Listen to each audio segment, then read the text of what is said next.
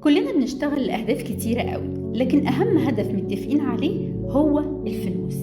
الفلوس بتلعب دور مهم في حياتنا، على أساسها بنحدد هنسكن فين، هنعلم عيالنا فين، هنخرج ونفسح فين، ناكل ونشرب ازاي، وهتحوش قد ايه، ده لو عرفت تحوش أساسا.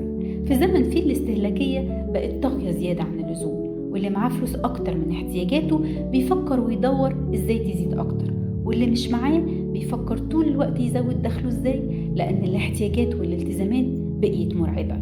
وده وسط زحمة الاستهلاك مفهوم نادرا ما بقينا نسمعه، زي الرضا والاكتفاء، لأن صعب في العصر الحالي تجيله ترضى بحالك، لأنك شايف ناس على المنصات الاجتماعية بيكسبوا ألفات من فتح لايف أو تقديم محتوى تافه، وبيتبدل حال الناس دي من ناس بمستويات معيشية بسيطة لمستويات مادية أعلى.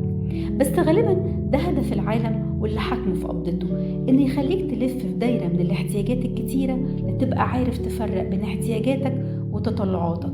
احتياجاتك المهمة المناسبة لإمكانياتك، والتطلعات اللي بقيت تجري وراها وعايز توصل لها طول الوقت، وتتوه وتغرق وتنسى إن ليك إله في السماء مهتم باحتياجاتك.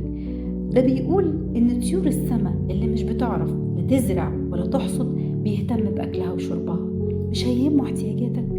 الحقيقة اللي الكتاب المقدس بيوضحها لينا إن الحاجة الوحيدة اللي الله سواها بسيادته هي الفلوس.